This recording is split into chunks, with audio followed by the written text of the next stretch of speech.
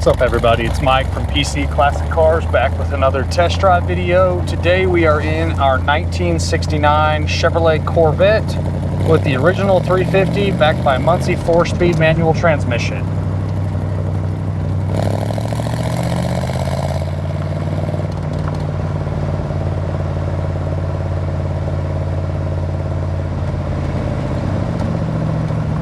And it's still on high idle right now because it is cold, so we're going to let it warm up just a little bit. There we go. Alright, so again we have a 69 Chevrolet Corvette. This Corvette has its original numbers matching 350, backed by a Muncie 4-speed manual transmission. One of the best options about this car is it is also a factory AC car, so 350, 4-speed, factory air, that's really, really cool. Power steering, power 4-wheel disc brakes, manifolds, dual exhaust, it's like a MagnaFlow style muffler, and then you have your tailpipes. Drivability is great, it drives like a stock Corvette.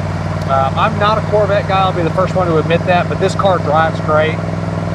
Road feel is good, and everything about this car just performs like a stock style Corvette. The guy that I bought it from said that the motor and everything was rebuilt at some point. Unfortunately, I don't have any paperwork to support that, but the motor feels like a stock motor. If they did rebuild it, they went back with like stock specs, it might have a very, very minor cam upgrade if it has anything. But again, it feels and it sounds like a stock motor. Transmission again shifts up and down through the gears, no problems at all. The AC does work, it has been converted to R134A. The only problem with the heat and AC is it's really only blowing out of the defrost. When you switch it to the vents, you'll get some AC out of there, but it's really mostly coming from up at the top of the dash. So something with the blend door on the back side of the dash there would need to be attended to, but shouldn't be a too terribly difficult thing to fix. On your interior, it is a factory black interior car. If you've seen my virtual description video, you'll see me talking about the little repair spot. There's a small spot right here on the top of the door panel that has been repaired. There was probably a little crack there, and it's kind of a crude repair. Someone could make it look better, but it's minimal. The dash is nice. Inside the T-tops look good. Seat covers, or again, the rest of the door panels, carpet, all that stuff is clean. Center console's nice. You do have an aftermarket Pioneer stereo, and then you got some speakers behind you there, behind the seats. I like this Corvette steering wheel. Looks good on the car. This one is a non-tilt, non-telescopic steering wheel, so if someone wanted to add that, you definitely could. They are a little difficult to get in and out of if you've never got out of a Corvette that doesn't have tilt. I'm 6 foot tall and I can get out of the car well, but I've done it a bunch of times because I've owned hundreds of steel bumper Vettes over the years. But again, if someone wanted to add the tilt telescopic, you definitely could. It's not a hard thing to find. You can get a refurbished one on eBay pretty easy. Or just leave it like it is, because that's fine too. You have your standard speedo, your factory tach, and all your gauges. Outside of the blend door for the AC, pretty much everything else works on the car. Your parking brake, however, needs to be adjusted because when you put it in gear and you have the parking brake engaged, the car will still move. And then when you put it in reverse, the little white lights and the tail lights don't come on. But for me, the vacuum system, as far as the headlights and the wiper doors, that's the most important thing as far as it doesn't work section on a steel bumper Vette. At least for me, and both of those do work right. Get on it here a little bit.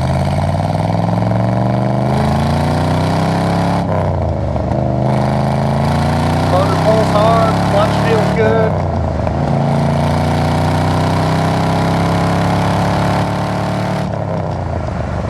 And again, just a stock style driveline. Nothing crazy high performance, but it runs really good. The underneath is very clean. The birdcage, from what I can see, all looks good. The frame is nice.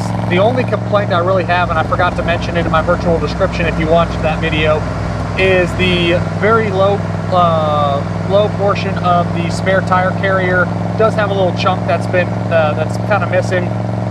These hit speed bumps all the time, or parking lot, curbs. Those rear spare tire carriers get really beat up on these cars. That'd be the only thing that I would say on the underneath. You can get a new one. You can buy new spare tire carrier, or you can have that one fixed. It would be an easy repair. There's just a little spot on the bottom side of the bottom side of that has been damaged. But the rest of the floors and everything are great. Paint quality's nice. This was a Riverside Gold car, so I do not mind the fact that they did repaint it this blue.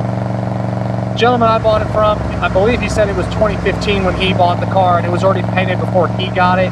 So the paint's probably 10, 12, 15 or so years old, if not older.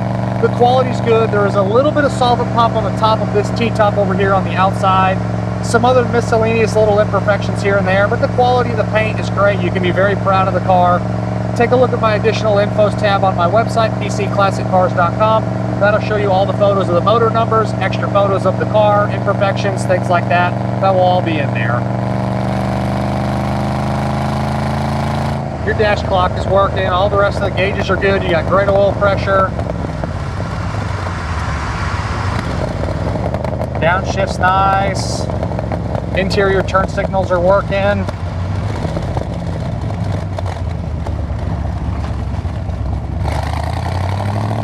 Suspension is stock style equipment. Nothing's really been changed to high performance. It's all within spec of factory equipment.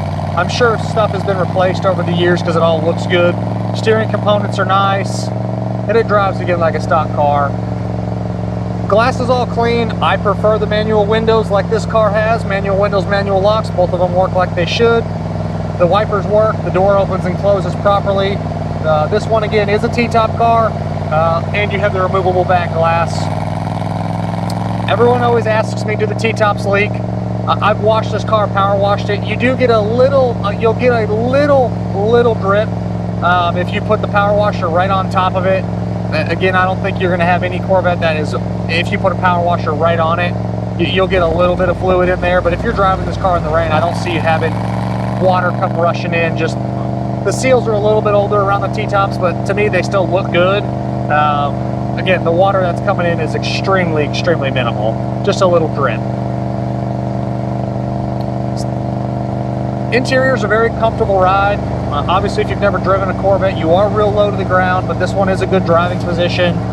It's a comfortable car to cruise. I'm 6 foot tall, right under 200 pounds, and I fit in here easily. I do have big feet. There is not a whole lot of room for your feet up there. If you've never driven one of these, your right foot, when you're pressing the gas, might tap the brake every once in a while if your foot's not all the way over. But again, I got a pretty big foot, so that might just be me. Get off this gravel without peeling out here.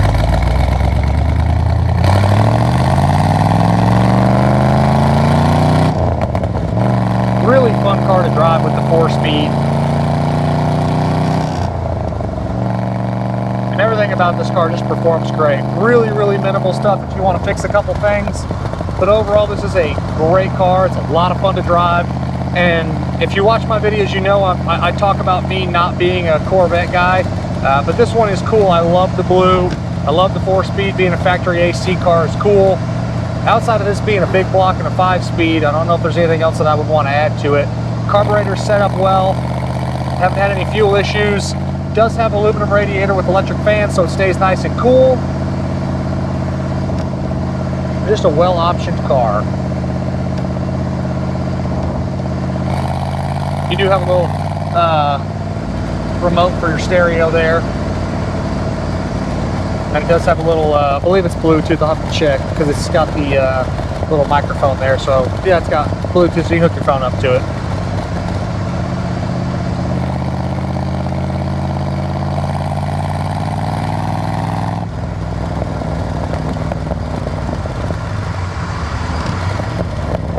Shifter feels like it's been gone through, because a lot of the time, or a lot of these cars, that shifter is sometimes hard to find the gears, but this one clicks in and out of all the gears really well and doesn't get bound up. As always, I appreciate y'all stopping in to watch another one of my test drive videos.